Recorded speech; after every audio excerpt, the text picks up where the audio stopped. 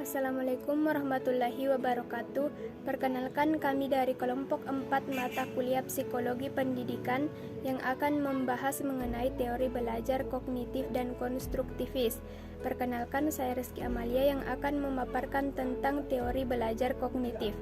Untuk itu, pertama-tama kita harus mengetahui apa itu kognitif. Jadi, kognitif adalah semua aktivitas mental yang membuat suatu individu mampu menghubungkan, menilai, dan mempertimbangkan suatu peristiwa sehingga individu tersebut mendapatkan pengetahuan setelahnya.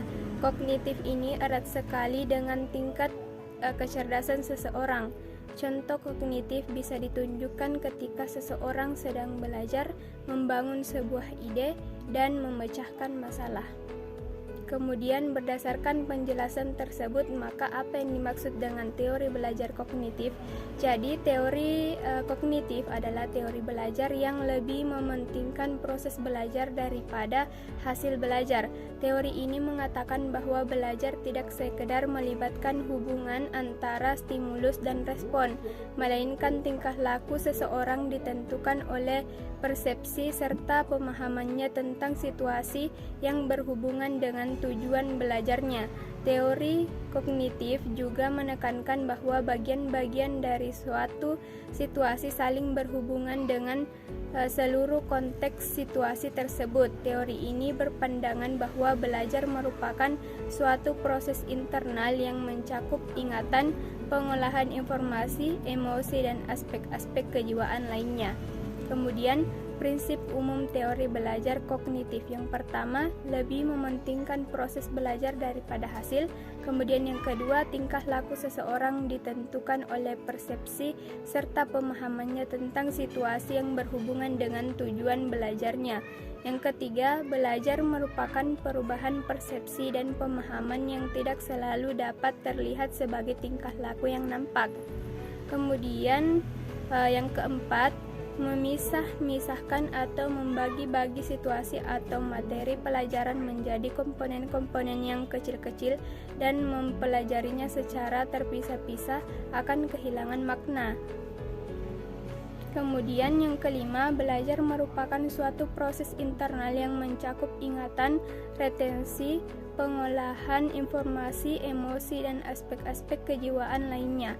Kemudian selanjutnya, belajar merupakan aktivitas yang melibatkan proses berpikir yang sangat Kemudian terdapat teori kognitif yang terkenal, yaitu yang pertama ialah teori kognitif field.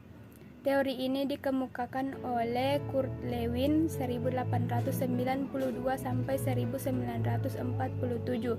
Menurutnya, masing-masing individu berada dalam medan kekuatan yang bersifat psikologis, medan di mana individu bereaksi seperti life space. Life space mencakup perwujudan lingkungan di mana individu bereaksi, misalnya orang-orang yang dijumpainya, objek material yang ia hadapi, serta fungsi kejiwaan yang ia miliki. Jadi, menurut Lewin, belajar berlangsung sebagai akibat dari perubahan dalam struktur kognitif. Perubahan struktur kognitif itu adalah hasil dari dua macam kekuatan. Satu dari struktur medan kognisi itu sendiri, yang lainnya dari kebutuhan motivasi internal individu. Lewin memberikan peranan lebih penting pada motivasi dari reward. Kemudian yang kedua adalah teori skema. Teori skema mengemukakan keberadaan struktur pengetahuan yang disebut dengan skema atau skemata yang memiliki dua bentuk, yaitu berbentuk objek dan berbentuk kejadian. Bentuk yang terakhir secara umum disebut sebagai skrip. Meski skemata kadang-kadang menyebabkan kita salah pengertian atau salah mengingat segala sesuatu, skemata membuat kita mampu memecahkan masalah secara baik dan sangat membantu dalam mengkategorisasi, memahami, dan mengingat segala sesuatu. Kemudian yang ketiga adalah teori pemrosesan informasi atau information processing theory. Teori ini merupakan salah satu teori kognitif tentang belajar yang pertama dan paling berpengaruh. Teori pemrosesan informasi adalah teori kognitif tentang belajar yang menggambarkan pemrosesan, penyimpanan, dan perolehan pengetahuan oleh pikiran. Menurut teori ini, belajar adalah menyangkut tentang bagaimana informasi dari lingkungan dapat disimpan dalam memori. Untuk menggambarkan proses tersebut digunakan pemodelan. Model proses penyimpanan informasi yang paling berpengaruh dalam hal ini adalah model yang dikemukakan oleh Atkinson dan Shiffrin pada tahun 1968.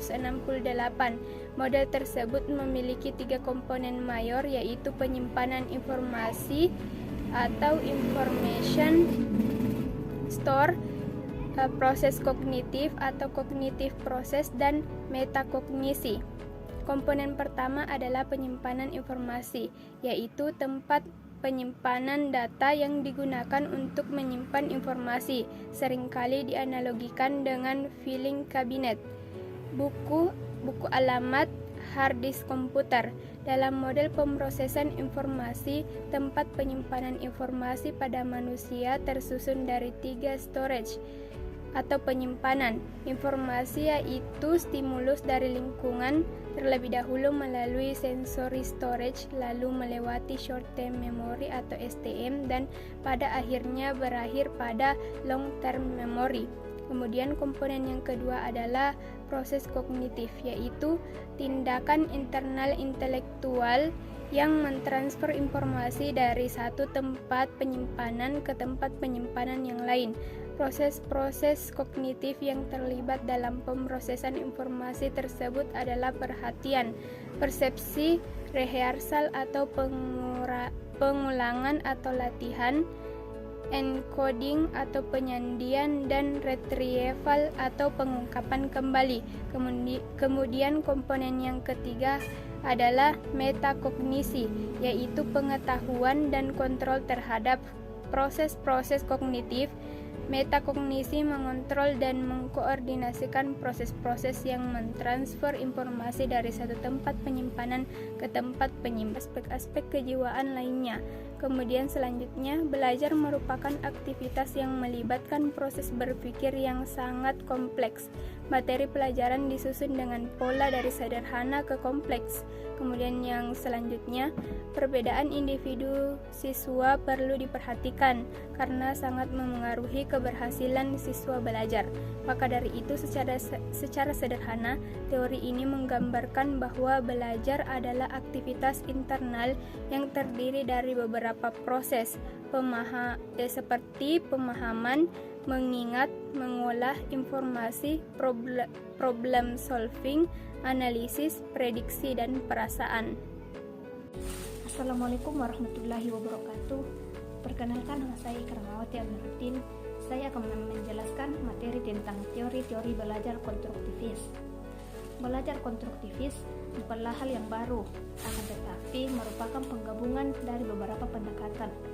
Menurut Voskhod, konstruktivis merupakan teori tentang pengetahuan dan belajar, di mana ia menguraikan tentang apa itu mengetahui dan bagaimana seseorang menjadi tahu.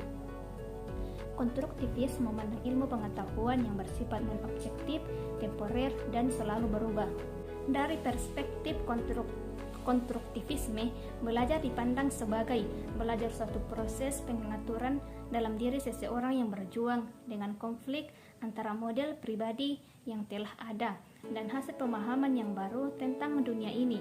Sebagai hasil konstruksinya, manusia adalah makhluk yang membuat makna melalui aktivitas sosial, dialog, dan juga debat.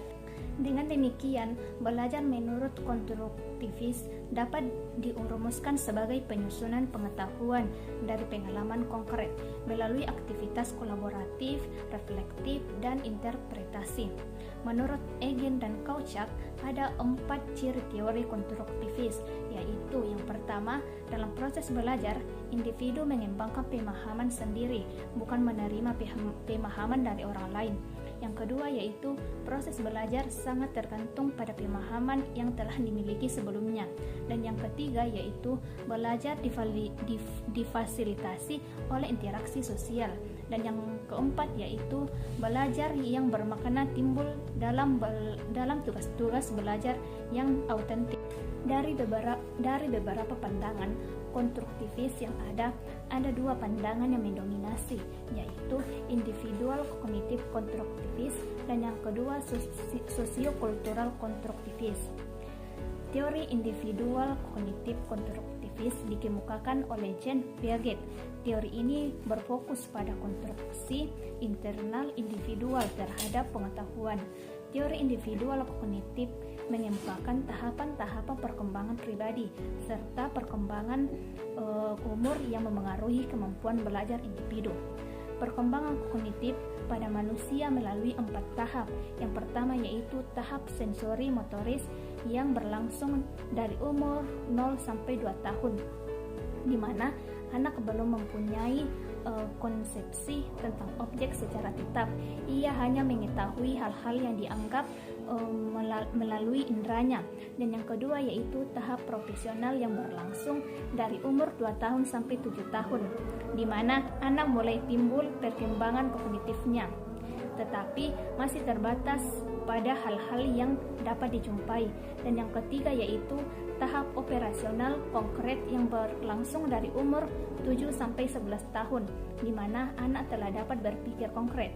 Dan yang keempat yaitu tahap operasional formal yang berlangsung pada umur 11 sampai 15 tahun, di mana anak telah mempunyai pemikiran abstrak pada bentuk-bentuk yang kompleks. Teori sosiokultural konstruktivis dikemukakan oleh Lev Vygotsky. Teori ini berpendapat bahwa pengetahuan berada dalam konteks sosial, karenanya ditekankan pentingnya bahasa dalam belajar yang timbul dalam situasi-situasi sosial yang berorientasi pada aktivitas